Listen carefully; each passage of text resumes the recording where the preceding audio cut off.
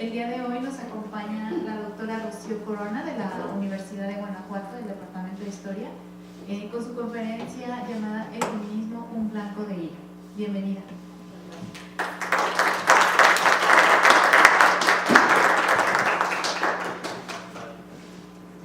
Bueno, muchas gracias, buenos días, gracias al Centro de Investigaciones en Óptica por la invitación que recibí.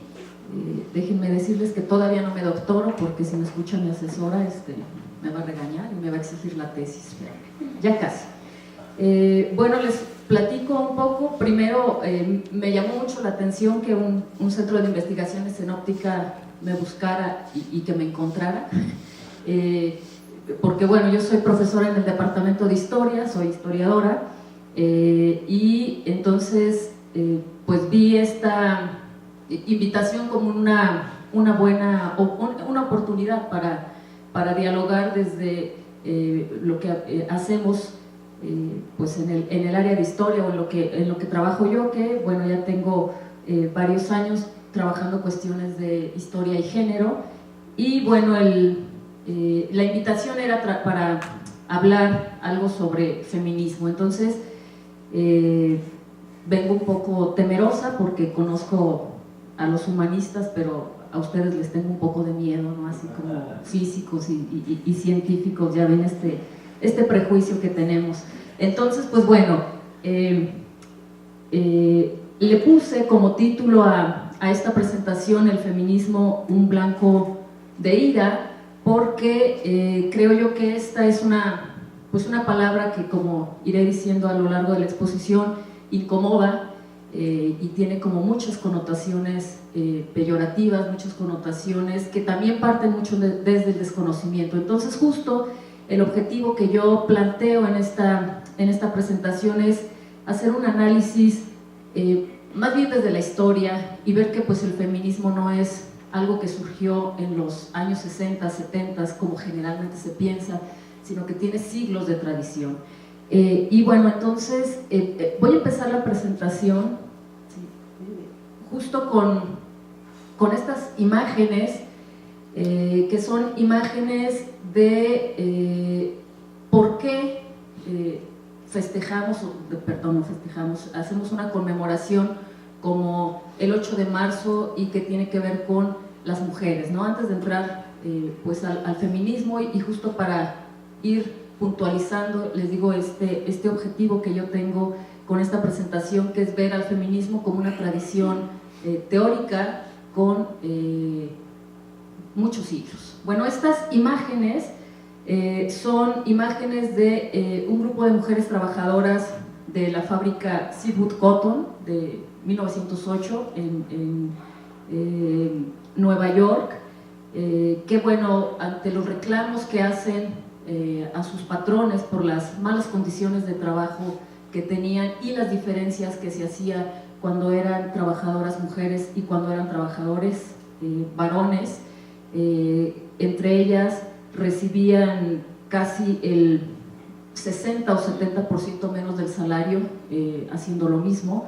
Y bueno, entonces deciden hacer una huelga, hacer una demanda reclamando, bueno, entre otras cosas, ¿no?, la disminución de la jornada laboral a 10 horas y un tiempo para poder amamantar a sus hijos. Bueno, durante esta huelga perecen alrededor de 130 mujeres porque el patrón cierra las puertas, los patrones cierran las puertas y se inicia un fuego. Hay varias versiones, una que son los propios dueños de la fábrica quienes inician el fuego y entonces las mujeres no pueden salir y se quedan encerradas. Entonces son alrededor de 130 mujeres las que perecen en esa ocasión.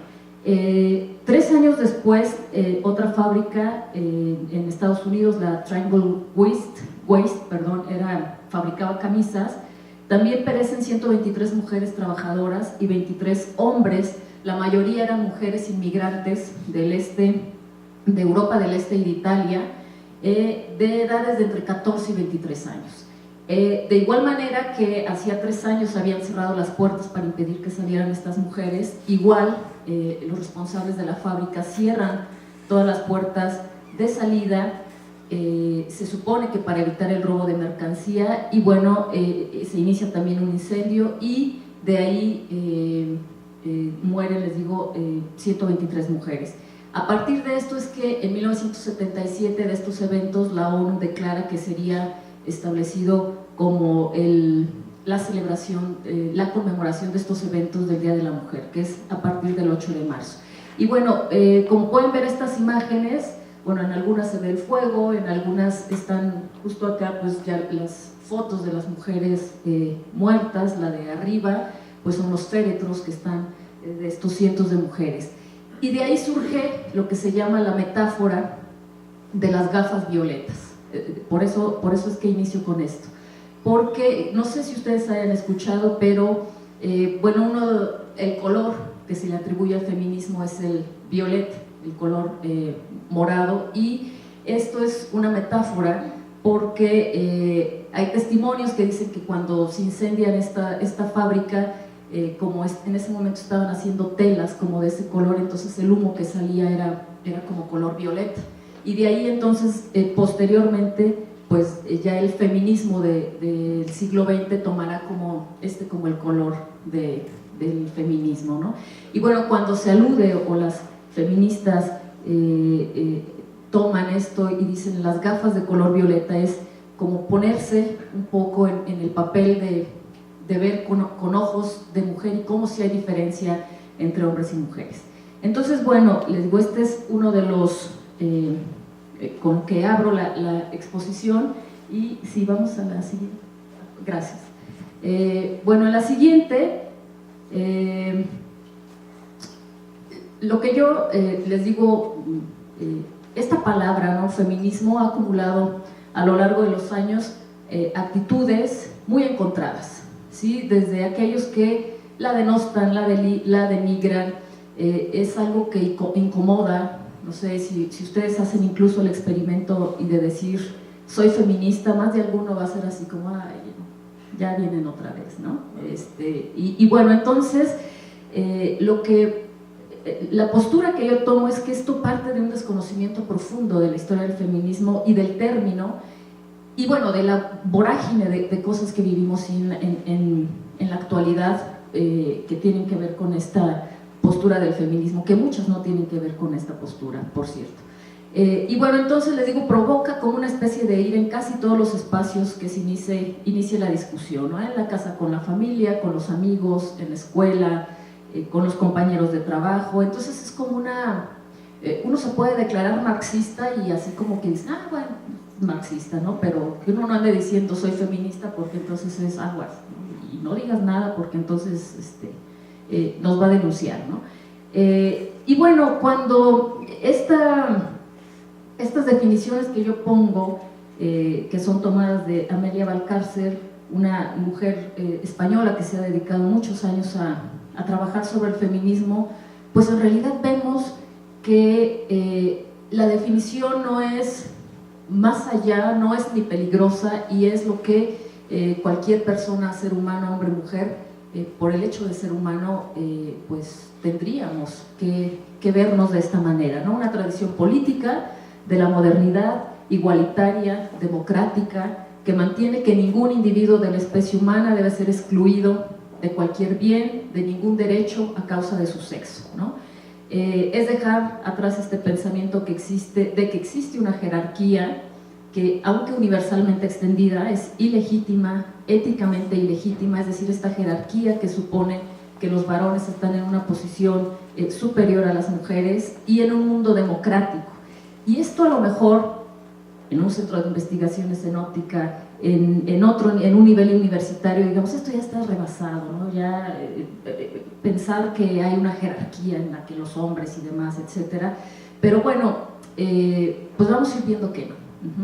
Y lo que yo les vengo a mostrar en esta exposición es, bueno, desde el terreno de la historia, ¿no? No llegaremos a la época que vivimos nosotros, pero cómo desde el terreno de la historia podemos explicar por qué tenemos todavía que seguir diciendo, a ver, no, los hombres no son superiores, lo que se busca es un mundo democrático, con normas igualitarias, y que, bueno, las mujeres sean reconocidas en todos sus derechos, ¿no? Como seres humanos.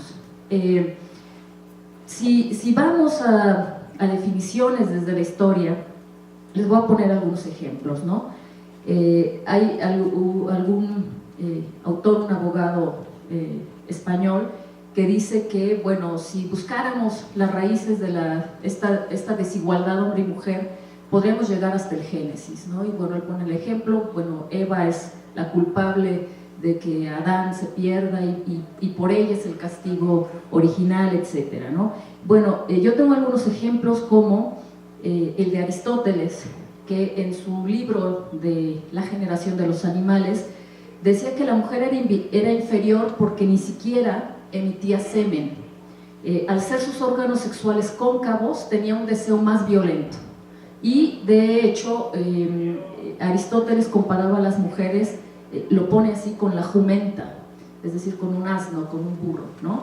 Porque eran las únicas hembras que se entregaban al coito durante la gravidez. Entonces, ese era Aristóteles. Platón, además, bueno, esta cuestión de la emisión del semen es una cuestión que viene desde los griegos, ¿no? Que creían de una manera maravillosa que el semen masculino se producía en el cerebro y que de ahí pasaba por la médula espinal hasta llegar a los testículos y al pene, ¿no? Entonces, como las mujeres no emitían semen, están huecas de la cabeza, ¿no? Esa era la explicación, y que, bueno, retomará después Aristóteles y durante muchos siglos, ¿no? Durante la Edad Media también se seguía con esta idea. Bueno, Platón agradecía a Dios de tres cosas: uno, de haber nacido griego y no bárbaro; otro, de haber nacido hombre y no bestia; y otro, de haber nacido hombre pero no mujer. Si ponemos la que sigue, por favor. Aquí son algunos ejemplos, digo, que ustedes pueden ver, ¿no? de estos grandes pensadores universales y la concepción que tenían sobre las mujeres. Bueno, ahí está Erasmo de Róterdam, ¿no? La mujer es un animal inepto y estúpido, aunque agradable y gracioso, ¿no? Se lo agradecemos, ¿no? A Erasmo de Róterdam. Bueno, Tomás de Aquino decía que la mujer es defectuosa y malnacida, y otra vez está este concepto de la semilla, ¿no? Del semen masculino. La semilla masculina tiende a la producción de un perfecto parecido en el sexo masculino, mientras que la producción de una mujer proviene de la falta de un poder activo. Es decir, el nacer hembra, como se referían ellos, era siempre un defecto de la naturaleza, ¿no? Incluso Santo Tomás así decía, ¿no? La mujer es un infeliz accidente de la naturaleza. Y bueno, esta es otra idea que se viene arrastrando desde los griegos, ¿no? Santo Tomás decía, ¿no? Que las mujeres nacían mujeres por alguna indisposición en los vientos del sur, que eran húmedos, y la humedad se asociaba en los griegos como una señal de descomposición y de degeneración. Entonces, por eso, decía Santo Tomás, eran la fuente principal del pecado y de la muerte, ¿no? Y también era la responsable de todos los males del mundo. Entonces ven ustedes cómo pues vamos sumando como estos conceptos y estas definiciones que pueden explicarnos por qué en el larguísimo periodo histórico se tiene esta idea, ¿no? De que las mujeres son algo pues defectuoso, ¿no? Algo incómodo. Bueno, también es Aristóteles: el que no se parezca a sus padres es ya un monstruo, pues en estos casos la naturaleza se ha desviado de alguna manera del género. El primer comienzo de esta desviación es que se origine una hembra y un macho, y no un macho, ¿no?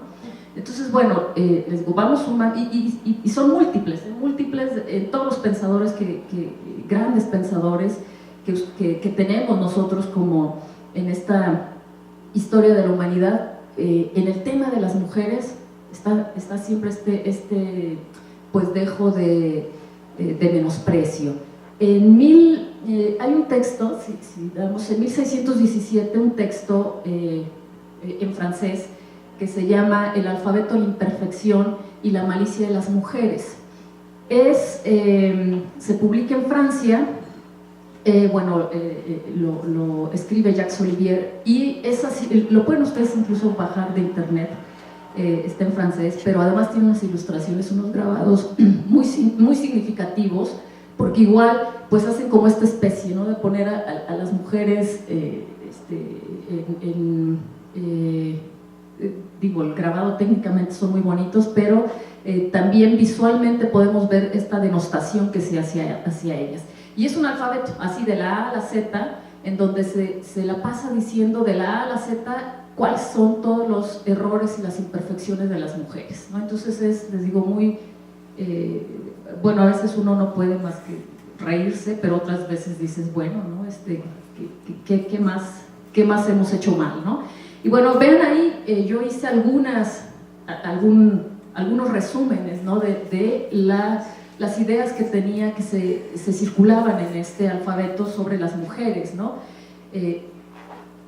Casi siempre comparándola con animales o con el demonio, ¿sí? Más malvada y perjudicial que el demonio, es un animal ávido, es un cerdo, escorpión, dragón, asno, cocodrilo, loro, simio, oveja, cabra, urraca, estiércol, impura, lujuriosa, lasciva, concupiscente, insaciable, glotona, apestosa, ruidosa, inoportuna, indiscreta, envidiosa, infiel, mundana, avariciosa, mentirosa, de lengua serpentina, o sea, de víbora, bruja, la más malvada del mundo, la criatura más imperfecta del universo, falsa, orgullosa, detestable, perniciosa. Vaya, que no hay uno que uno diga, bueno, aquí ya nos fue bien, ¿no? Es el diablo en la casa, es viciosa, es de la familia del diablo, es el alimento y pastura de las lombrices de la tierra, el juguete de los diablos del infierno, la más cruel enemiga del hombre, y bueno, si se viste de manera bella, es el signo de un corazón adúltero. Y después, bueno, por ahí dice, ¿no?, ¿por qué no es bueno tener hijas? Así como decía Aristóteles, pues es un error, o Tomás de Aquino, ¿no?, un error nacer mujer. Era, si son bellas y agradables, hay que vigilarlas para que resistan la tentación del diablo. Si son feas, deformes o contrahechas, deben tener riqueza para conseguirles un matrimonio conveniente. O sea, todavía fea y pobre, pues no, ¿verdad? Debido a que son inútiles en las artes o ciencias mecánicas, no harán grandes cosas por sus casas y su pueblo. Por su vanidad natural son indiscretas, despreciables, altaneras, curiosas, ávidas de un reconocimiento y honor. Les digo, bueno, entonces estos son ejemplos que desde griegos, romanos, y bueno, ya no metí la Biblia porque era demasiado y no íbamos a acabar, pero bueno, si ustedes repasan el Antiguo Testamento o el mismo Génesis, les digo, el origen del mal es femenino. Y entonces, ¿hasta qué punto pues esto explica que las mujeres tengamos como esta tradición de ser un error, ¿no? Y bueno, yo a veces les digo a mis alumnos, es como ubicarnos en la esquizofrenia, ¿no? Si eres bonita está mal, pero si eres fea también, pero entonces debes ser débil, pero entonces eres impura, eres lujuriosa, pero tienes que, o sea, es así como estar siempre en una división total. Bueno, no obstante esto, y justo esa es una de las cosas que hace el feminismo, es decir, bueno, tenemos estas visiones negativas, pero también ha habido pensadoras y pensadores también que no sé si decirlo curiosa o alevosamente, se han borrado de la historia, que decían, a ver, todo esto es un oscurantismo, es claro que no son así las mujeres. Y bueno, el ejemplo que les voy a poner es el de Christine de Pizan. Christine de Pizan es una mujer, bueno, ven ustedes, de plena Edad Media, nace en 1364, nace en Italia, pero su vida la hace en Francia, porque bueno, su padre pues era de la aristocracia, letrado, entonces el rey de Francia lo llama a su corte, y pues él deja que su hija se prepare, y pues era una mujer brillante, ¿no? Escribe varios textos. En 1404 escribe La mutación de fortuna, en 1405 escribe La ciudad de las damas, que es un libro por el que pasa, digamos, a ser reconocida en la historia del feminismo, porque, bueno, es una mujer de la Edad Media, entonces no es que cuestionara tanto la subordinación femenina, pero sí, si ustedes tienen la oportunidad de leerlo, también lo pueden encontrar ya en línea. entonces empieza a hacer preguntas tales como ¿cómo sería una ciudad sin guerras ni caos provocadas por los hombres? O en este texto de La ciudad de las damas, así empieza en sus primeras páginas, no hay un solo texto exento de misoginia. Esta es una cita que hace en este texto, y bueno, vean ustedes la lucidez, ¿no?, de esta mujer, que bueno, además se casa a los 15 años, queda viuda como con 2 o 3 hijos, entonces tiene que buscar trabajo en la corte, vive bien para una mujer de la época, y entonces se dedica a escribir, tiene esta oportunidad, ¿no? Y dice, me preguntaba cuáles podrían ser las razones que llevan a tantos hombres y laicos a vituperar a las mujeres, criticándolas bien de palabra, bien en escritos y tratados. No es que sea cosa de un hombre o dos, son filósofos, poetas, moralistas, todos, y se parecen hablar con la misma voz para llegar a la conclusión de que la mujer, mala por esencia y naturaleza, siempre se inclina hacia el vicio.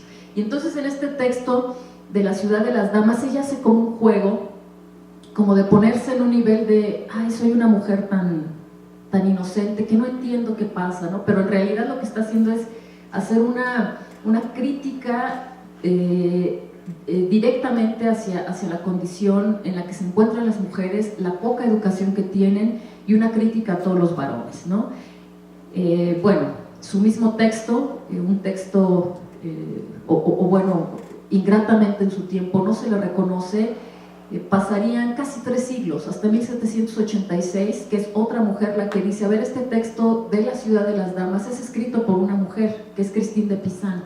Durante 3 siglos este texto se le atribuyó a Boccaccio, ¿no? Y digo, sin denostar a Boccaccio, ¿no?, también, que es brillante, pero nos habla pues de cómo es una práctica usual el tapar lo que las mujeres escribieron y lo que las mujeres hacían, ¿no? Y el dar por hecho que si hay un texto bien escrito, es escrito por un varón, no por una mujer. Bueno, ese es Christine de Pizan. Y de ahí, bueno, si ven la fecha de Christine de Pizan, de su nacimiento, les digo, es una mujer de la Edad Media. Hay más, solo la pongo como ejemplo, pero esto, digo, quizá lo repetiré varias veces, nos va dando idea de cómo no es nuevo, pues, no es nueva las preguntas que desde el feminismo se hacen, y si bien no podemos decir, bueno, Christine de Pizan era feminista, es decir, ya estaban reflexionando sobre esto, ¿no?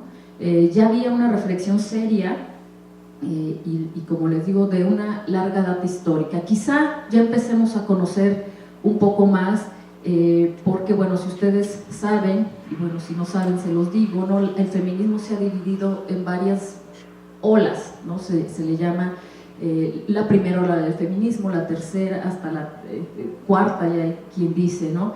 Y la primera ola del feminismo es ya a partir del siglo XVIII, que también, dicen algunas autoras, será su primera derrota, porque como podemos ver, si hay una teoría, una corriente que haya sufrido derrota tras derrota, es el feminismo.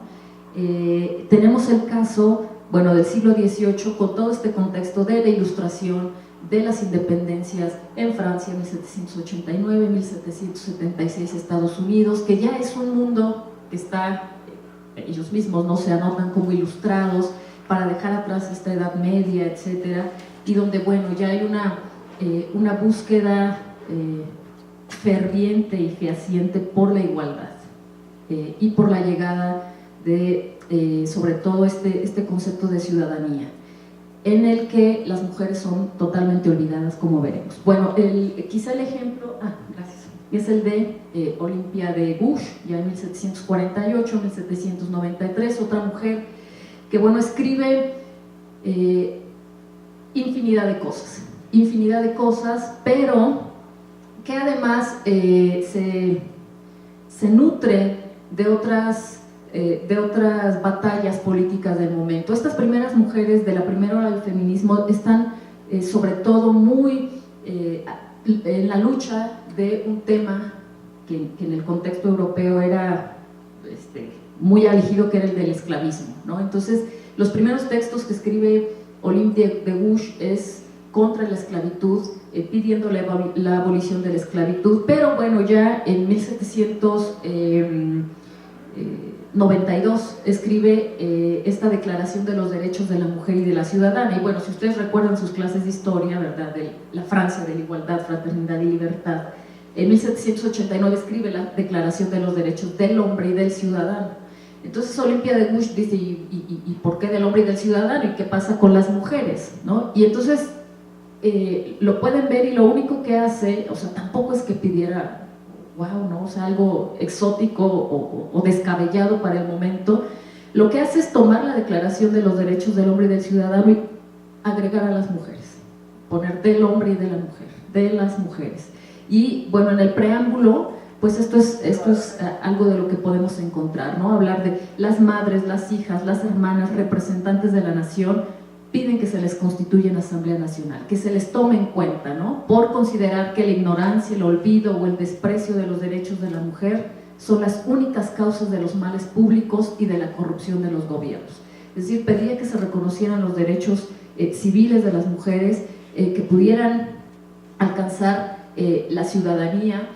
Y bueno, pues a Olympia de Gouges no le va nada bien y la guillotina, ¿no?, por estas ideas. Entonces, pues les digo, es como una derrota tras derrota, ¿no?, de estas mujeres. Además, la denostan hasta decir basta. Su nombre aparece en la lista de las prostitutas de París, que esa es otra de las características que generalmente para atacar a una mujer, como veremos casi al final, es remitirse a su libertad sexual, ¿no? Entonces, el asumirla como una mujer prostituta, no obstante que había escrito más de 400 obras, entre panfletos, escritos contra la esclavitud, obras de teatro, libros, entonces se le desconoce y se le borra. Y bueno, nunca nos enseñan tampoco en la escuela, pues sabemos sí de Diderot, de Voltaire, de Rousseau, pero pues bueno, al menos a mí nunca me enseñaron de Olympia de Gouges, hasta que pues ahí uno se anda metiendo en esto, ¿no?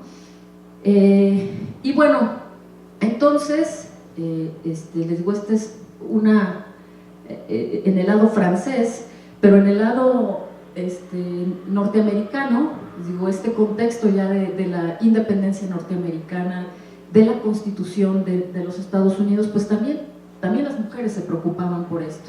Este es el ejemplo de, bueno, el caso de Elizabeth Cady Stanton, que Estados Unidos en este momento, ya siglo XIX, será pues como el abanderado de otra lucha del feminismo, que ahora veremos con la segunda ola. Mujeres casi todas cristianas, bueno, de este movimiento cuáquero, así, o sea, como protestantes muy conservadores, pero que a diferencia de los católicos permitían que las mujeres fueran a la escuela, se prepararan, asistieran a educación superior, dijeran discursos en la iglesia, lo cual pues hasta la fecha en la iglesia católica no se puede. Entonces quizá ese es un germen que hace una diferencia entre lo que viven estas mujeres en Norteamérica y lo que podremos vivir nosotros en América Latina, ¿no? Entonces, bueno, ven ustedes que ella hace uno de sus textos más importantes es la Declaración de Seneca Falls. Ella convoca a mujeres a una pequeña iglesia metodista cerca de Nueva York, y hace esta declaración de Seneca Falls. Curiosamente, esta declaración se publica en 1848 y es el mismo año en que Marx y Engels publican el Manifiesto Comunista. Y bueno, todos sabemos al menos, ¿verdad?, de oídas del Manifiesto Comunista, pero casi nadie sabemos de la declaración de Seneca Falls, ¿no? Y bueno, en esta declaración de Seneca Falls, o declaración de sentimientos también, así lo podemos encontrar, pues es el texto fundacional del sufragismo norteamericano. Y será como el segundo tema que vendrán arrastrando de esta primera ola del feminismo las mujeres, y esta segunda ola del feminismo, la búsqueda será por el sufragio. Todo el siglo XIX y bueno, la primera parte del siglo XX será el que las mujeres se unan a la lucha por buscar por ganar el voto. Y bueno, la declaración de Seneca Falls y bueno, si ustedes la leen así, está en cada punto, es: declaramos que las mujeres no somos inferiores, declaramos que las mujeres tenemos derecho, declaramos que las mujeres necesitamos educación. Bueno, Elizabeth Cady Stanton es enviada por el gobierno norteamericano junto con Lucrecia, ahorita me acuerdo del apellido, perdón, a Inglaterra, al primer congreso antiesclavista.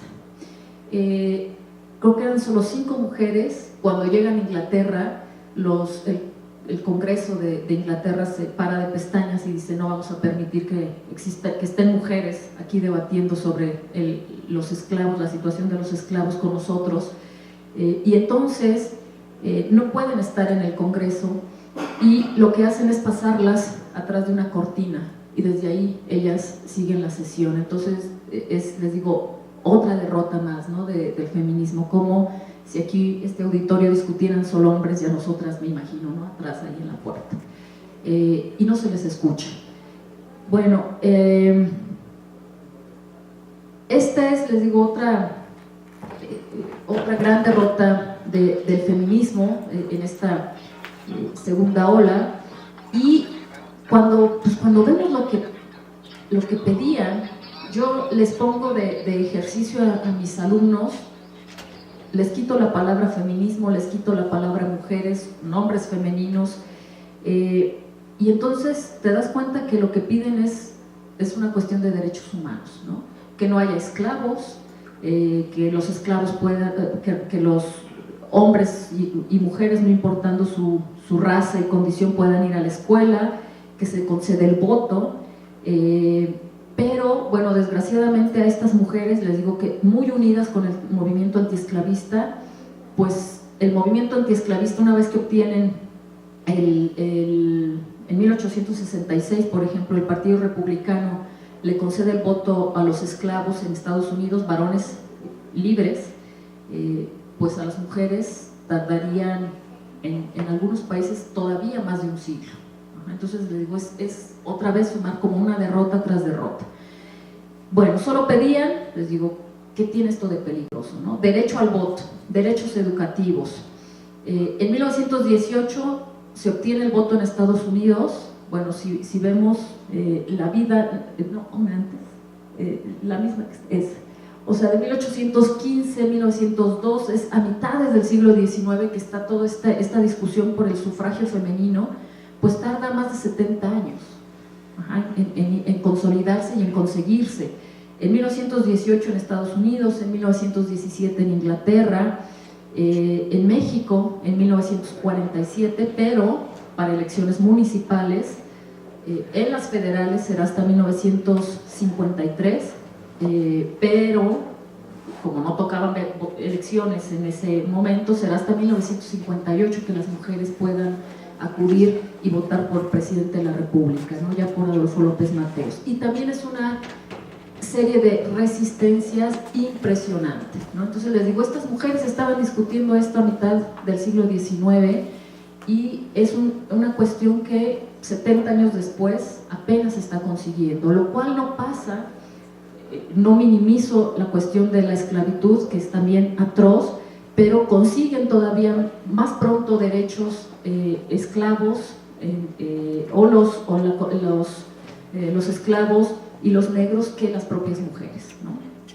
Entonces, bueno, y este olvido también en el que confina a las mujeres, pues se recrudece cuando hablamos de mujeres que no pertenecían a la élite o que no sabían leer y escribir, porque bueno, hemos visto a Olympia de Gouges, a Christine de Pizan, a Elizabeth Cady Stanton, que de alguna manera acceden a la educación, de alguna manera podríamos en su contexto decirles que son mujeres privilegiadas, pero ¿qué pasa con aquellas que ni escriben, ni leen, ni van a la escuela, ¿no? Entonces, pues podemos ver que las condiciones que estas mujeres de élite hostiles vivieron, pues se recrudecen cuando estamos hablando de mujeres que no tienen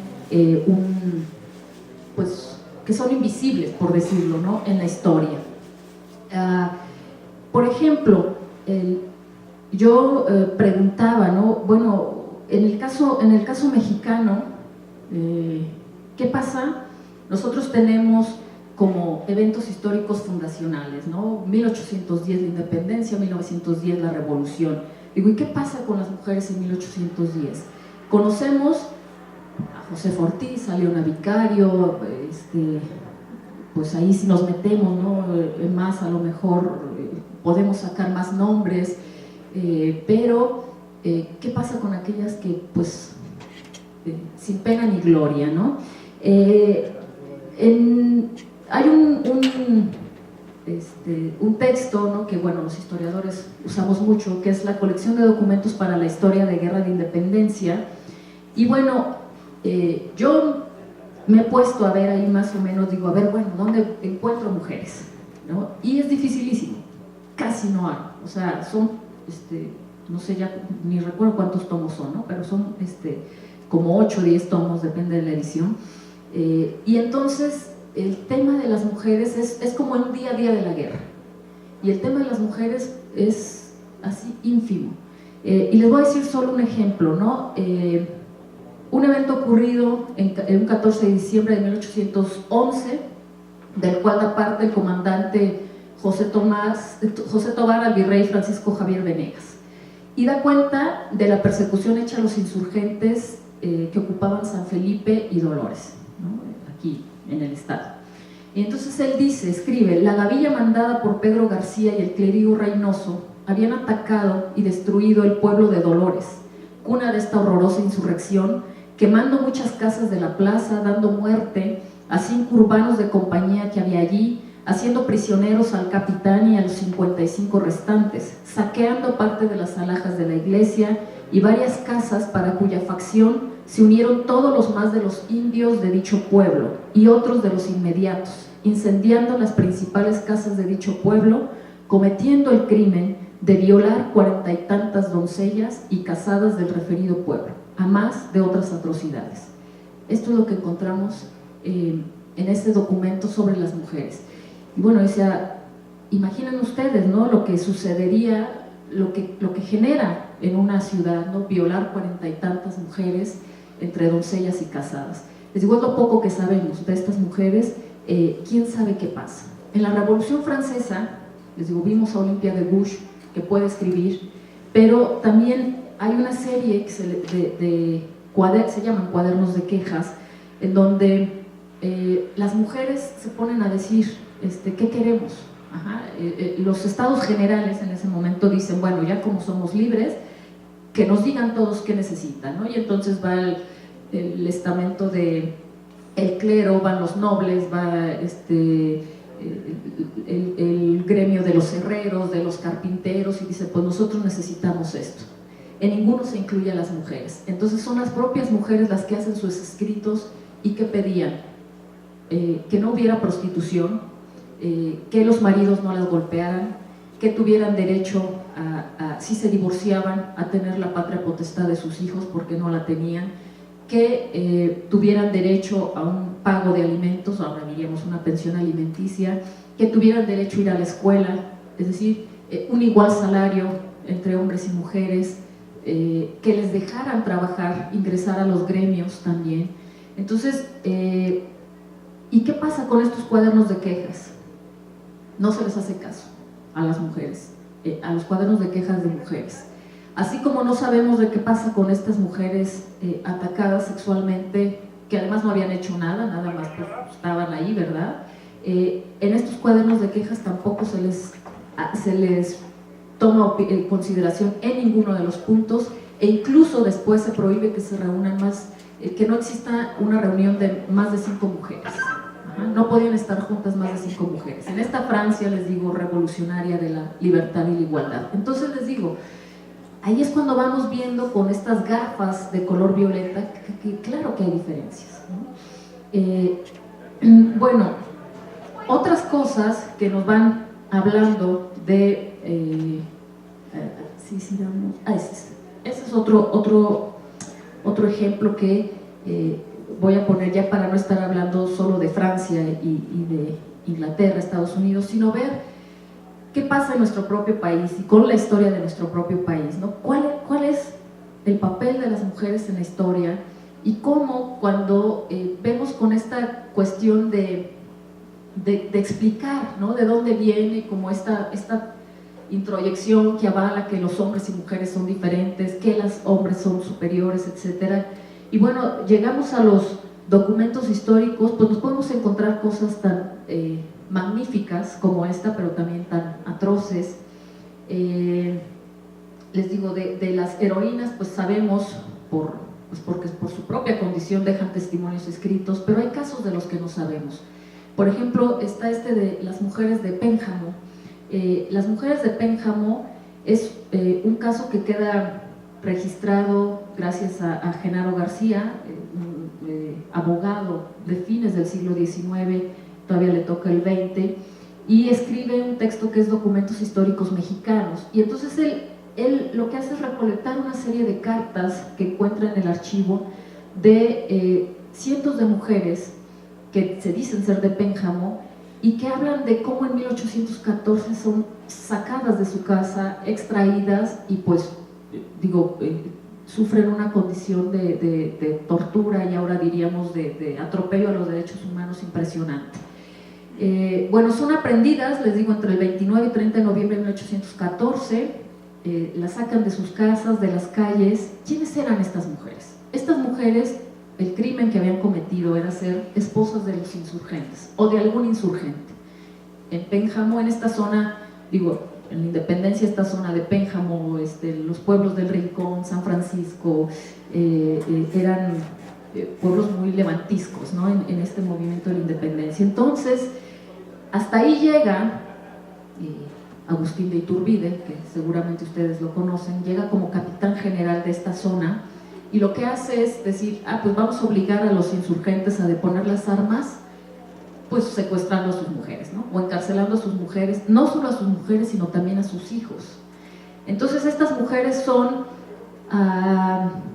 trasladadas desde Pénjamo hasta Guanajuato, la ciudad, y puestas en la cárcel, caminando, o sea, recorren todo este trayecto caminando. Ellos refieren, además nos traen caminando a paso de caballo, o sea, ellos van en caballo y a nosotros nos traen caminando ese trote, sin comer, con hijos alzados. Bueno, se les encarcela en esta cárcel de recogidas y permanecen ahí por más de 2 años. Permanecen sin ningún juicio, sin ninguna sentencia, nunca saben por qué están ahí, y lo único que sabemos de ellas es porque escriben estas cartas al virrey Calleja, y son cartas, bueno, muy conmovedoras, ¿no?, diciendo, no hemos cometido ningún crimen, ¿no? No hay un número certero. Iturbide dice que traslada cerca de 300 mujeres, ¿no? Unos años después dice que eran más de 100, pero no hay un número cierto, pero bueno, solo imaginar 300 o 100 ya es un número muy significativo. Bueno, ellas hacen algunos de estos testimonios, ¿no?, quedan escritos, y bueno, pues vean ustedes pues las malas condiciones que hablan, ¿no?, una condición bárbara, inhumana, que ya muchos han muerto por el maltrato que tienen ahí, no hablan de cómo las cárceles que lo tienen son fétidas, que es insalubres, oscuras, que no comen, y bueno, ahí no son faltas de ortografía, estoy conservando la ortografía original de los documentos, ¿no?, que ya deseamos la muerte como único descanso. Y bueno, y podemos decir, bueno, no creo que los varones la hayan pasado mejor. Efectivamente, los varones encarcelados también la pasan muy mal, pero aquí el hecho es de tomar pues a las mujeres como botín de guerra. Ajá. Y esta es una actividad que no es exclusiva de la independencia de México, que sigue siendo hasta la fecha, ¿no? Las mujeres se toman como botín de guerra para hacer presión a sus familiares varones que se van a la guerra por X o Y causa, y se les toma como botín de guerra, y generalmente son objeto de estas vejaciones, y además de vejaciones sexuales, ¿no? Entonces, ¿por qué? Pues por el hecho de ser mujeres, ¿no? Entonces, le digo, este es un ejemplo de lo que pasa en todo este contexto de la historia de México. Y bueno, ¿por qué? O sea, vamos haciendo como una especie de ir amarrando, haciendo enroques, ¿no? Decir, cuando vemos cómo desde la política, desde la educación, desde la iglesia, desde la ley, parece ser que todos se dan la mano para decir esto, ¿no? A ver, las mujeres no merecen educación, las mujeres de la Revolución Francesa, ustedes no son ciudadanas, los esclavos, bueno, ustedes sí pueden votar, mujeres no importa si seas de élite o de lo que sea, si a las mujeres es siempre por bloque, ni siquiera por clase social, raza, educación, etcétera, es por ser mujer.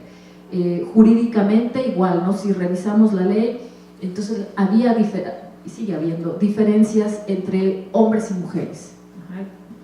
Yo les pongo un ejemplo histórico que es de lo que yo trabajo, fines del siglo XIX y hasta el XX, y muy avanzado el XX en este estado, las mujeres tenían que pedir permiso para trabajar a sus maridos. Casi nunca se dio que un marido dijera, no me pidió permiso y voy ante la ley, pero está escrito en los códigos civiles, y entonces eso nos habla de la idea que se tiene sobre mujer, ¿no? El adulterio femenino siempre era causa de divorcio, el adulterio masculino no, solo que se le cachara y así infragante y demás, ¿no? Entonces, les digo, esto son como ver desde diversas atalayas esta idea de la mujer, ¿no? Como un ser que debe estar supeditado y que no tiene las mismas prerrogativas que el hombre. Y entonces, les digo, esto que parece invento, pues no lo es, porque desde la historia, es decir, no lo estamos inventando, lo vemos desde paso y paso, pasan revoluciones políticas, y bueno, la condición de las mujeres es como que va atrasada y aplazada, ¿no? Además. Bueno, desde la educación, el caso, sí, la que sigue, gracias. Este es un ejemplo que yo extraigo de un reglamento para escuelas primarias, bueno, de primera enseñanza, diríamos ahora, dirían antes, perdón, en el departamento de Guanajuato, por ahí de 1840. Y bueno, ven ustedes, pues, cuáles eran las clases que se le daban a las mujeres. Este era el reglamento de la escuela de niñas. Trabajos de costura. La escuela se dividirá en 8 clases. Y entonces las niñas iban a la escuela a aprender a coser. Y cuando vemos qué había en una escuela de niños y qué había en una escuela de niñas, en la escuela de niñas, gran parte de la clase se iba en esto, ¿no? De las horas clases se iban, no me pregunten de qué se trata cada uno, ¿verdad? Del dobladillo, punto por encima, sobrecargar, surcir, pespuntear, pegar. Había lavaderos en la escuela, entonces las niñas iban a la escuela de primeras letras a aprender a lavar y aprender a coser. Había diferencias, por ejemplo, en la de niños, a los niños se les enseñaba dibujo lineal, a las niñas florecitas y cosas así, ¿no? Entonces, vemos todo esto y claro que hay toda una idea de lo que debe ser una niña y lo que debe ser un varón, ¿no? Y les digo, avalada por diferentes instituciones. Entonces, bueno, pues no quiero saber cómo defendía, ¿no? la clase de costura a las niñas, ¿no? Pero les digo, esto nos va hablando, como les digo, de pues de estos deberes seres, ¿no? Y que pues pueden explicar por qué estamos todavía las mujeres pues diciendo, a ver, todavía nos faltan cosas por resolver. Otro caso, para que vean que no es invento, ¿no? Les digo, bueno, yo desde la academia, de mi escuela, pues me encuentro con muchas resistencias, ¿no? Y de colegas, profesores que dicen, te estás inventando, ¿no? Que bueno, pues ahí está, no me lo estoy inventando. O sea, hay como una resistencia a creer, pues, que de verdad hay un mundo femenino y masculino y que desde la historia lo podemos explicar, ¿no? Le digo, no me lo invento, ahí está, ¿no? Este es otro caso, sí, vamos. estos son unos documentos que bueno, yo trabajé sobre la cárcel, la Lóndiga de Granaditas, en un momento es cárcel del siglo XIX y por ahí hasta 1947, ¿no? Es cárcel, y bueno, están hombres y mujeres separados. Bueno, esa es una foto de cuando era prisión. Y bueno, entonces yo empiezo a trabajar algunos documentos sobre la situación que vivían hombres y mujeres en la prisión. Y bueno, la situación pues era como hasta la fecha, no sé si peor, o sea, atroz, y esa palabra ya la he dicho muchas veces ahora, pero así era, atroz. Los hombres reclamaban: no tenemos petates para dormir, estamos enfermos, el caño sale de mi calabozo, está la humedad, o sea, condiciones infrahumanas. Ajá. Pero cuando vemos los reclamos de las mujeres es cuando uno dice: ah, caramba, ¿no? Entonces, incluso en los transgresores, ¿no? En el ínfimo nivel social, si ustedes quieren, estos que están en la prisión, también hay cuestiones que cuando nos ponemos estas gafas violetas o estos lentes del feminismo o del género, nos explican este tratamiento diferente. Bueno, en el año 1855, era la cantidad de presos aproximadamente, 433 hombres y 34 mujeres. Esa es la proporción ahí más o menos, ¿no? Uno de los reclamos más frecuentes en todos era la cuestión de los alimentos, que los trataban, o sea, que eran alimentos de muy mala calidad y que, bueno, su preparación no estaba bien, ¿no? Bueno, esta pregunta se la hacía yo también a algunos de mis alumnos, ¿no? ¿Cómo resolveríamos el problema de alimentación en una prisión de una manera justa, si era necesario cocinar 3 alimentos diarios para toda la población? Bueno, mis alumnos, no sé ustedes si quieran decir cómo lo resolverían, generalmente pues la mayoría me decía, pues, no sé, pues se cocina, ¿no? Entre todos cocinan, hacen, se preparan los alimentos, etcétera. Decimos, bueno, eso ya nos habla de que hemos avanzado un poco en el pensamiento hacia esta igualdad o esta justicia, pero la cuestión es que como lo resuelven en ese momento, pues es totalmente insólito, ¿no? Bueno, insólito para nuestro momento. Dice, 20 mujeres se dedicaban a moler para hacer tortillas, 14 se dedicaban a los peroles para hacer los alimentos, que los peroles son estos casos grandes, pues, ¿no? Donde hacen los alimentos. O sea, tenemos 34 reclusas que se dedicaban a preparar la comida para 433 presos. O sea, el 7% para el 93%. Esa es la solución que dan las autoridades de la prisión, es decir, las mujeres tienen que cocinar para esos 433 presos. Las mujeres, sus quejas son estas, dicen, los metates ya no están buenos, se les corren los dedos, o sea, se machucan pues con el metate, la leña está verde, no prende, hay escasez de agua, la rectora de la cárcel de mujeres tiene que ayudar con la preparación de los alimentos, se desvelan hasta las 2 y 3 de la mañana, las mujeres trabajan día y noche, se enferman, dicen, estamos enfermas a causa del sumo recargo de trabajo, y bueno, la solución del jefe político fue la siguiente, que se contraten más mujeres, ¿no? Para realizar este trabajo por paga. Entonces, sí, sí podemos ver entonces esta diferencia. ¿Por qué la cocina era exclusiva de las mujeres, ¿no? Pues es un pensamiento generalizado. Los hombres no iban a cocinar, eran las mujeres las que tienen que cocinar para estos 433 presos. La cuestión es que nadie cuestiona esto, ¿no? Y bueno, no podemos culparlos, ¿no? A hombres y mujeres del siglo XIX por pensar como esto, pero es decir, nadie cuestiona. La autoridad dice, las mujeres tienen que cocinar. La rectora dice, pues bueno, yo le entro, también cocino. El ayuntamiento dice, bueno, pues ¿qué hacemos? Pues contratamos más mujeres, ¿no?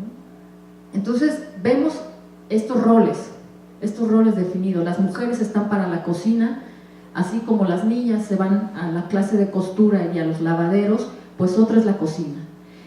Y entonces yo decía que eso no lo debemos hacer los historiadores, pero sí lo hacemos, decía, ¿y cómo no se les ocurre si tienen a 433 baquetones ahí encerrados que alguien se ponga a cocinar, ¿no? 433 que además son transgresores, o sea, que no están ahí de vacaciones, están ahí porque cometieron un homicidio, robo, violación, X o Y, ¿no? O sea, que socialmente, en la escala social, también son de lo más ínfimo, pero a nadie, ni a las autoridades se les ocurre que ellos cocinen, ¿no? Entonces, les digo, estos son como algunas de las diferencias que nos da cuando empezamos a ver esto con esta perspectiva, ¿no?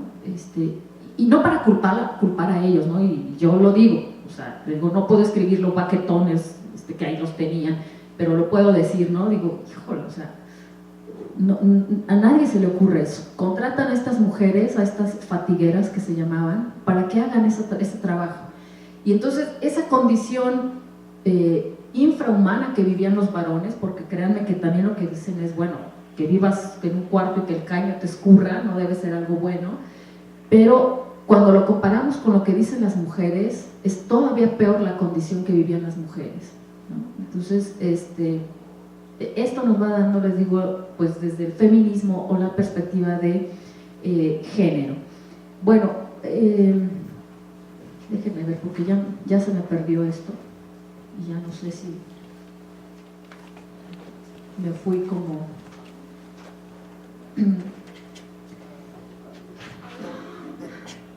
Hay otro caso, esto que les hablo de la condición de la prisión, bueno, es de 1885 y hasta por ahí de los años 20, ya del siglo XX, la condición de la prisión sigue siendo esta. Vimos qué pasa en 1810 con estas mujeres también, pues, secuestradas y tratadas en condiciones infrahumanas, con Olympe de Gouges, que bueno, le toca guillotina, etcétera, ¿no? Pero cuando llegamos decimos, generalmente pensamos que la historia vamos para adelante, ¿no? Y que entonces eso ya quedó atrás, ¿no? Y que ya no vamos a lapidar mujeres ni a ponerlas a hacer comida nada más. Pero bueno, pues no, al menos no en este país. Por ejemplo, en 1945 hay, permítanme, déjenme ver, no, es 1924, ¿no? Ya Estados Unidos, Inglaterra, varios países de Europa, casi todos habían concedido el voto a las mujeres que fueran a las universidades, etcétera, ¿no? O sea, una condición de igualdad, mejores condiciones. Bueno, en México, en 1924, lo que se estaba discutiendo es si las mujeres podían llevar el pelo corto o no, ¿no? Entonces, estas fotos que vemos de los años 20 y el Charleston y las mujeres con el pelo corto y demás, fue en este país una verdadera revolución, porque era una afrenta. Y bueno, las mujeres de pelo corto, pues las mujeres no deben ser de pelo corto, ya lo decía Aristóteles, no es un animal de cabellos largos, entonces ¿cómo que se corta el pelo? Entonces, las mujeres que se cortan el pelo son víctimas también de una persecución en las universidades y en la escuela en los años 20 en este país, ¿no? Nos puede dar, o sea, sorprender, pero sucedió. En 1924, un grupo de estudiantes de la Escuela Nacional Preparatoria secuestró a una joven de pelo corto en la entrada de su escuela. Se la llevaron a otro sitio y la raparon. Nadie hizo nada, nadie tuvo sanción.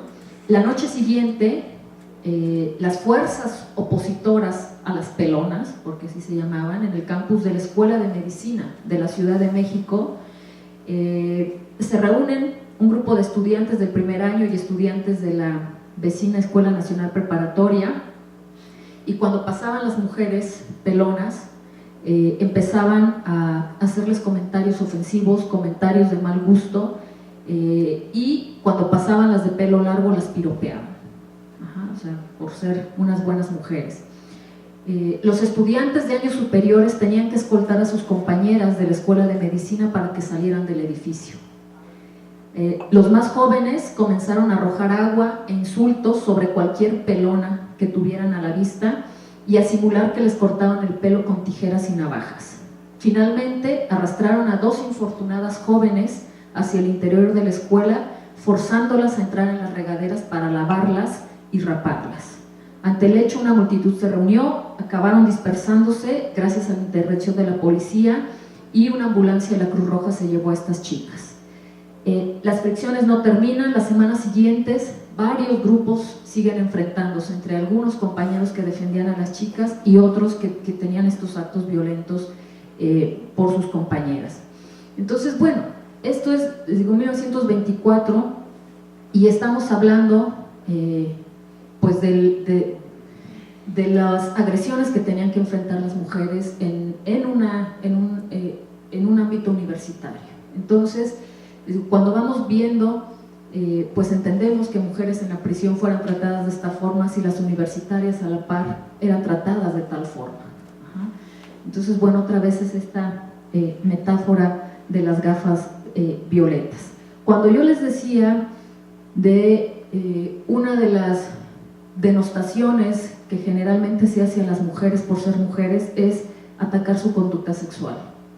Y bueno, en el ámbito académico, no sé, quizá aquí no lo vivan, ¿verdad? Pero es muy socorrido en los espacios que yo me muevo. Si una mujer accede a un lugar, a un puesto público, a un puesto,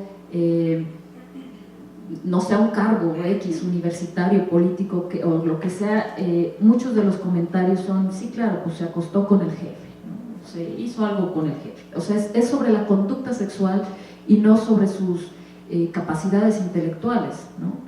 Que puede que las tenga, ojalá, y puede que no también, pero es generalmente sobre ese punto sobre el que se ataca.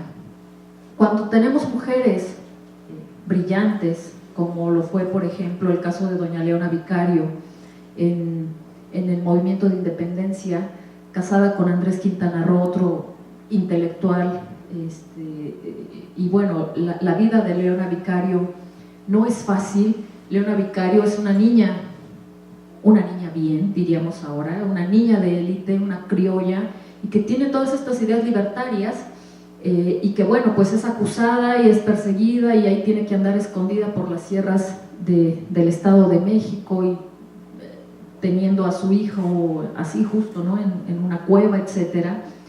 Pero les digo, Leona Vicario es este caso de una mujer intelectual que, si ustedes leen lo que escribe, lo que manifiesta, y le quitan el título de mujer, entonces dirías, wow, ¿no? Qué hombre tan maravilloso escribe esto. Cuando le ponemos el título de Leona Vicario es así como, ay, ¿a poco? ¿Sí? Ella escribía esto. Hay como todavía este prejuicio. Pues así le pasa a Leona Vicario. Hay un documento de un periódico, El Federalista, que en donde Lucas Alamán, que quizá ustedes conozcan, un ilustre guanajuatense, en el que dice, ella no escribe, ella no tiene esta capacidad política, y Leona Vicario lo hizo porque, por el amor que le tenía a su marido, a don Andrés Quintana Roo. Es decir, ella no, y de esta manera Lucas Alamán tapa cualquier facultad intelectual que hubiera tenido Leona Vicario. Leona Vicario, les digo, como una mujer brillante que era, porque ese es otro de los estereotipos de las mujeres, ¿no? Las mujeres somos amorosas por naturaleza y al marido así nos entregamos sin más, ¿no? Entonces, bueno, ella le contesta a Lucas Alamán en este periódico del Federalista, y de una manera pues brillante, ¿no? Además, les digo, Lucas Alamán de verdad que era un personajazo, ¿no? O sea, brillante tipo, en todos los órdenes, en minería, en ciencia, en política, en economía, o sea, un personaje, ¿no? Y bueno, ella le contesta y le dice, voy a citar, dice: confiese usted, señora Alamán, que no solo el amor es el móvil de las acciones de las mujeres, que ellas son capaces de todos los entusiasmos, y que los deseos de la gloria y de la libertad de la patria no les son unos sentimientos extraños, antes bien suelen obrar en ellas con más vigor. Por lo que a mí toca, sé decir que mis acciones y opiniones han sido siempre muy libres, que nadie ha influido absolutamente en ellas, y en este punto he obrado siempre con total independencia y sin atender a las opiniones que han tenido las personas que he estimado. Me persuado que así serán todas las mujeres, exceptuando las muy estúpidas y a las que por efecto de su educación hayan contraído un hábito servil. De ambas clases también hay muchísimos hombres. De esta manera le contesta a Alamán, es decir, hay mujeres estúpidas sí, pero también muchos hombres. No es una cuestión de que por ser mujer lo soy, ¿no? Y dice, además critica, y además hay muchas mujeres estúpidas porque no han tenido educación. Pero entonces les digo, esta mujer de élite se enfrenta a estos comentarios, ¿no? Bueno, ella se defiende, poco sabemos de esta defensa, pero nos habla de esta idea, ¿no? Las mujeres no piensan por sí solas, o sea, si tienen una idea es porque es el marido, es el padrino, el sacerdote, X o Y, ¿no? Y es atacar, les digo, esta cuestión de su libertad de pensamiento y sobre todo su libertad sexual, que es con lo que casi termino. Les voy a poner un extracto de un documento que yo me encuentro, es de 1917, y es como, bueno, 1917 ustedes recuerdan, ya pasamos la revolución 1910, y es la gran constitución de nuestro país, ¿no? Y es como ya el acto que parece ser que dice que este país de México ya estamos en la entrada del progreso. Bueno, yo revisé documentos que tienen que ver con aquellas mujeres que eran acusadas de rebelión en esta época de la revolución, justo para intentar ver si hay diferencias entre hombres y mujeres, ¿no? Bueno, la primera diferencia que encontré es que hay muchísimas menos mujeres, o sea, las mujeres delinquimos en mucha menor proporción que los varones, y eso ya está muy estudiado, y hay también una explicación que tiene que ver con el feminismo, es decir, las mujeres tenemos muchos mayores controles sociales que los varones, es decir, que un varón pueda irse a la cantina a los 15, 18 años y que pues su mamá, papá, nada, diga, ay, bueno, es hombre, ¿no? Pero que una niña se vaya a los 15 años a una cantina, pues hasta la fecha, ¿no? Entonces son todas esta serie de controles las que impiden pues que una mujer, las que explican que una mujer delinque menos. Pero bueno, cuando delinquen, como este caso de mujeres acusadas de rebelión, ¿qué decían? Y bueno, lo que yo encuentro, les digo, solo les diré un caso. El caso es una mujer que es aprendida porque le encuentran una carta que ella se supone manda a un bandolero, Francisco Palo Alto, que es un bandolero que estuvo activo en esta zona de Celaya y esta hacienda de San Roque, se llama, ¿no? San Roque de Roque. Entonces está como activo en esa zona de Celaya, Irapuato, y bueno, contra el gobierno. Entonces ella le manda una carta de puño y letra a Francisco Palo Alto en el que dice que vaya y ataque esa hacienda, que a tales horas no hay gente, que a ella le dejó el parque, es decir, ¿no? Pues un testimonio que está contra el gobierno y un testimonio de franca transgresión hacia el gobierno. Bueno, lo que pudiera parecer pues un acto heroico, a Mercedes Mesa le cuesta estar en prisión y ser cuestionada por esta carta. Este caso llega hasta la Suprema Corte de Justicia, entonces se le hace otro examen de caligrafía, la ponen a escribir otra vez esta carta y el perito dice, no, ella no lo escribe, ella nunca acepta que haya escrito esto, pero el perito dice, no, ella no lo puede escribir porque es mujer, una mujer no escribe así. Ajá. O sea, se nota aquí, esto está escribiendo si la A la está para arriba, aquí la L, etcétera, pero les digo, el punto es ese, o sea, el perito dice, una mujer no puede escribir esto. Bueno, en este caso parece que eso le vale a Mercedes Mesa, pero Francisco Palo Alto, este bandolero, le manda una carta al encargado pues el ejército en este caso, al encargado de esta zona, y es una carta que, bueno, yo no me he encontrado en el archivo una carta más agresiva que esta, y una carta más agresiva justo sobre esa condición femenina de una Mercedes Mesa, es decir, una Mercedes Mesa a la que ya le dijeron, esta no escribe porque es mujer, una Mercedes Mesa que la meten en prisión por acusada de rebelión. Pero Francisco Palo Alto justo a lo que ataca principalmente es a su cuestión de mujer libre y libre sexualmente. Entonces les digo, es una carta muy fuerte, pero que a mí me gusta mostrarla justo para ver cómo cuando se busca atacar a las mujeres se les ataca de la peor manera. Generalmente no se hace esto con los hombres, a menos que sean homosexuales, que ese es otro tema, ¿no? Pero bueno, entonces les digo, estoy conservando la ortografía original, pero dice: contestación, señor capitán, o el que fuera encargado de esta brigada, favor de tener cuidado con traiciones de sus putas. Ahí le devuelvo esa carta para que sepa a quién tiene. Esa puta Merced Mesa fue de Apolonio mi hermano, la conozco a la rastra traidora. Ya no puede con las calaveras de los cabrones que han muerto por ella. Si usted le tiene lástima, mándela para donde estoy yo para darle su pago. Nadie como esa sabe los correderos y solo paga con 5 cartuchos. La traiba, un pacífico trabajador jornalero, no le dio gusto siendo hombre, como pocos, sin mezcla de ningún partido. No quiso andar conmigo, pero bien hayan sus yemas, que no es cochino. Y bueno, ahí hay algo ilegible. Lo que pasa es que el cabrón que la tenga merece una chinga por buey y pasante. El día que no le dé dinero o no se la coja, ese día lo hace cabrón hasta en la cama. Estarías enyerbado, cabrón, pa' que alzaste esa infeliz cogida de todos mis soldados y de los cajeteros de Celaya. Eso es como se refiere Francisco Palo Alto, a quien se supone Mercedes Mesa ayudaba. Así es como se refiere de una mujer, ¿no? Entonces es cuando, les digo, cuando comparamos lo que se puede hablar de los bandoleros, o sea, los varones, jamás está en este tenor, ¿no? Les digo, y bueno, hasta la fecha yo no he encontrado otra carta más agresiva, y bueno, para mí como historiador es como oro molido, sí, porque ahí en esta carta podemos explicar muchas de estas visiones de las mujeres, ¿no?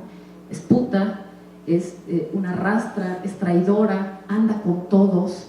Es decir, es una mujer que no tiene ninguna visión política, y olvídense de la revolución y de un país mejor. Esta lo único que quiere es que se la cojan, ¿no?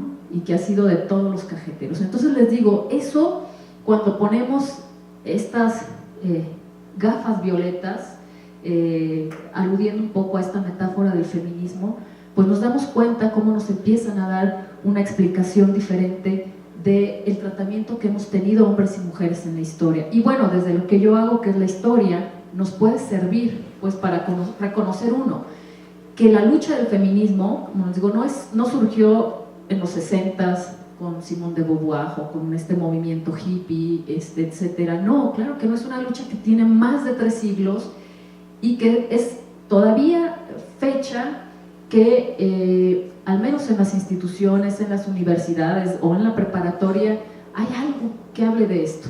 Ajá. Algo que hable de que una Olympia de Gouges decía tal cosa, que una Mary Wollstonecraft, ay, se me olvidó Mary Wollstonecraft, pero bueno, también dijo, escribe sobre la vindicación de los derechos de las mujeres en Inglaterra, y que por eso la llaman la hiena con faldas. Ajá. Y que su propio hijo reniega de ella, y que por eso ella se intenta suicidar, y bueno, ¿no? Entonces nos habla pues de toda una tradición, les digo, de más de 3 siglos. Cuando hablamos de un manifiesto comunista y hablamos de Marx y Engels, les aseguro que todos, aunque no hayamos leído el manifiesto comunista, porque yo no lo leí, ¿verdad? O el Capital, o cosas así, sabemos al menos de qué se trata. Ajá. En la escuela nos han enseñado, y al menos es cultura general, reconocer quién era un Carlos Marx y quién era un Federico Engels. Pero a nadie nos enseña que el mismo año se publica la Declaración de Sentimientos de Seneca Falls, que explicaba, que trataba de decir, a ver, las mujeres queremos esto, queremos educación, queremos la abolición de la esclavitud. Entonces esto nos explica cómo hasta la fecha tenemos esta información sesgada, ¿no? Y bueno, para eso creo yo que nos sirve la historia, porque creo yo también que el propio feminismo ha olvidado eso, ha olvidado esta tradición de historia que tiene siglos, y entonces ya muchas de quienes se dicen feministas pues ya ni siquiera saben quién es Christine de Pizan, ni lo que se le debe o lo que le debemos a Olympia de Gouges, ¿no? Bueno, el feminismo busca el reconocimiento de las diferencias, de la perspectiva crítica del género y de la apertura de las alteridades. Esto decía Umberto Eco, aquí, que llama a esto la ética de la responsabilidad del otro. Es decir, preocuparnos por el otro, ver al otro. Hay que dejar de justificar la desigualdad, creo que esta exposición, espero que para eso haya servido, justificar esta desigualdad con argumentos religiosos, biológicos, políticos, jurídicos, de costumbres, porque también luego cuando nos quedamos sin argumentos es pues porque así ha sido siempre, ¿no? Y bueno, apelar a la tradición cuando eso significa dejar en desigualdad al otro, pues no es lo más justo. Hay que reconocer que esta desigualdad ha significado para las mujeres una limitación en el acceso equitativo de recursos económicos, políticos, culturales y educativos. Dar por hecho que la desigualdad existente entre hombre y mujer ha sido una construcción social y por lo tanto es susceptible de cambio, es decir, que no es algo natural, no es biológico. Hay que empezar a deconstruir estos nuevos andamiajes y dar paso a una reflexión más profunda que reconozca que las peticiones del feminismo buscan algo elemental, los derechos humanos como parte inalienable de las mujeres, como derechos humanos universales. Es decir, no es que el feminismo diga vamos a matar a los hombres. O sea, claro que no, lo que se busca es derechos humanos, nada más. Si ponemos la última, es solo para cierre, o sea, para regresar un poco a esa primera diapositiva que decía, y que quizá con todo esto que hemos expuesto podamos verlo con menos miedo o con menos ira, ¿no? Yo les suelo decir a mis alumnos que el feminismo no es un tema de moda. Si tiene más de 3 siglos ya no es moda, ¿no? O sea, más de 3 siglos de lucha. No es un tema de moda, no es de ahorita, sino un tema pendiente. Una obligación que tenemos como sociedad contemporánea para buscar, porque, como muestra la historia, desde hace más de 2000 años y en contextos tan disímiles, Inglaterra, Francia, México y donde quieran, existe una introyección que reafirma y avala una prerrogativa sobre las mujeres, aludiendo a la superioridad masculina y el abuso que esto conlleva, con la evidente dificultad que tiene establecer qué es lo permitido y qué es lo prohibido, hasta dónde tiene derecho un hombre sobre una mujer. Es un tema social vigente que tiene graves consecuencias. No es una moda, es un derecho que cualquier ser humano tiene como mínimo. Y en caso contrario, pues, ¿qué estamos haciendo pues en este mundo, ¿no? Entonces luchemos pues porque esto sea así, y que esto no sea ni un blanco de ira, ni partir de un desconocimiento, y ya mínimo, si no es que yo diga de aquí quiero que todos salgan feministas, como dice otra feminista, Celia Amorós, mínimo que conozcamos que hay una historia del feminismo y que estamos obligados ya como culturita general, ¿no? Al menos a conocer de esta lucha. Y pues entonces yo aquí termino. Muchas gracias.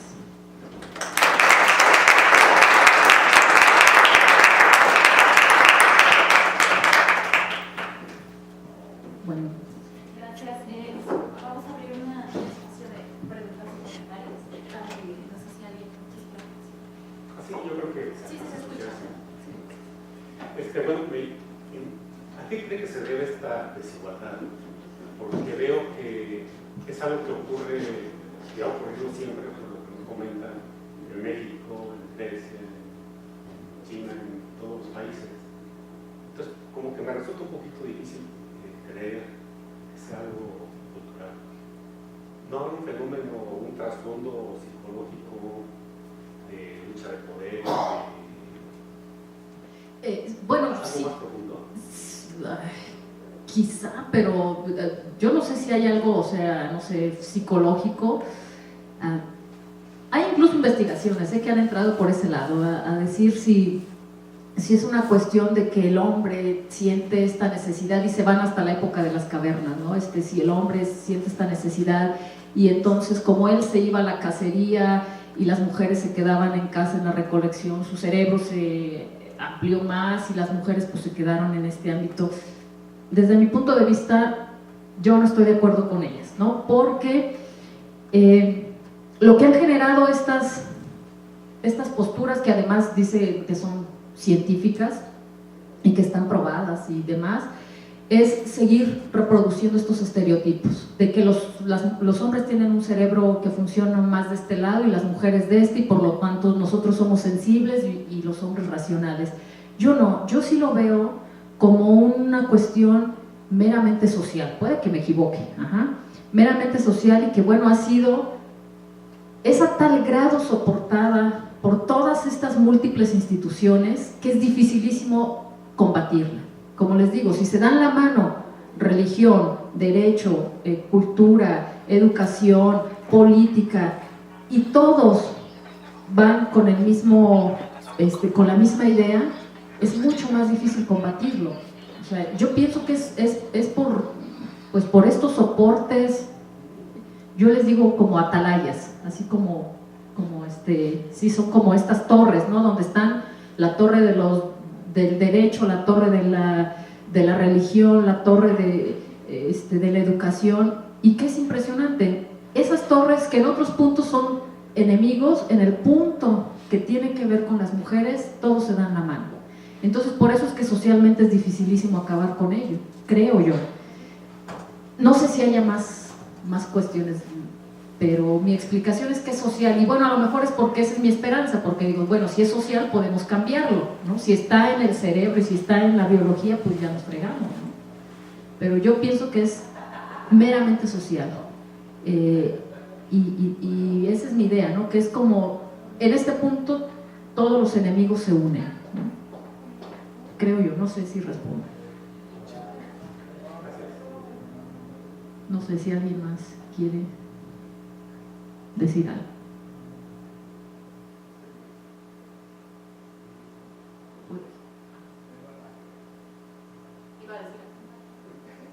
Pienso que eso es muy complejo realmente, ¿no? En el sentido de que el movimiento feminista efectivamente no es muy antiguo. Nos vamos desde Hildegard von Bingen, o nos vamos a Juana de Arco, nos vamos a bueno, en todas las épocas ha habido mujeres que han hecho algo no por ellas, sino por la humanidad, ¿no? Sí, que han trabajado, y sin embargo son eventos aislados. Juana, ¿no? Que tenía derecho de picaporte con la virreina, ¿no? Y ella sí era definitivamente feminista, sin embargo no hizo algo que se pudiera consolidar, ¿no? Pues, bueno, en el caso de Sor Juana, no sé, dudaría ponerle el feminista a ella, ¿no? Eso, yo creo que eso se lo hemos puesto nosotras, ¿no? O nosotros desde nuestra propia pensamiento, ¿no? Del feminismo, de que estaba preocupada por las mujeres, claro que lo estaba. Sí, bueno, Hildegard von Bingen, otra mujer maravillosa, todavía como 2 siglos antes que Christine de Pizan, ¿no? Y que ella escribía unas cosas increíbles, ¿no? Y que hizo de música, de ciencia, biología, de todo lo que quieran, produjo esa mujer. Sí, bueno, con lo que usted dice me da pie a comentar algo que creo que no dije, ¿no? Es decir, cuando hablamos de feminismo, yo creo que a estas alturas ya debemos hablar de feminismos. Y eso es algo que yo discuto siempre. Lo que yo generalmente trabajo desde los archivos, y que yo encuentro, yo no trabajo mucho sobre mujeres, por ejemplo, que hayan dejado testimonios escritos porque fueron a la escuela. Yo trabajo con mujeres, con sectores populares, es decir, mujeres de las que yo conozco porque estuvieron en la cárcel, o sea, mujeres que viven una condición todavía mucho más complicada que las de élite. Y entonces eso me refiero cuando hablamos de feminismos, es decir, no es lo mismo ser una mujer de clase alta que ser una mujer de clase baja, que ser una mujer que tiene un doctorado, que ser una mujer que trabaja como doméstica. incluso en este movimiento de feminismo, las mujeres de raza negra dicen, a ver, no es lo mismo lo que ustedes, mujeres blancas, piden que lo que nosotras necesitamos. Y las mujeres en la India dicen lo mismo. Es decir, entonces ya hay tal diversidad que el feminismo ya también queda corto, ¿no? Entonces, por eso cuando hablamos de feminismo, es decir, a ver, bueno, ¿de qué feminismo hablamos? No es lo mismo ese feminismo que gritan las mujeres, las artistas de Hollywood, ¿no? Que hace poco lo tuvimos con todo este movimiento Me Too y demás, que finalmente son mujeres de élite, que lo que vive una mujer en la prisión. Entonces, no, hablar de mujeres también muy, o sea, hay que hablar de mujeres, hay que hablar de feminismo, les digo, no es igual ser mujer en París que mujer aquí en Tepito, ¿no? Por ejemplo. Entonces, es solamente pues abrir esta discusión y ver que pues que hay que reconocer que tiene mucho que decir, ¿no? Y que al menos entremos ya con una visión mucho más abierta y que cuando una compañera se declare feminista, pues ya no la veamos feo ni le demos la espalda, ¿no? Porque bueno, ya después también seguro es lesbiana, ¿no? Entonces, pues no, y volvemos a eso, les digo, esto de 1917 y de 1810, y entonces seguimos con lo mismo, atacar a las mujeres por su condición sexual y no por su inteligencia. Entonces creo yo que eso nos puede servir el feminismo. Y pues bueno, para que vivamos mejor, ¿no? Ya no necesitamos más separaciones en este mundo ya de por sí hostil, en todos los puntos. Entonces, pues creo que ese sería uno de los aportes de esta corriente, ¿no? Pues muchas gracias.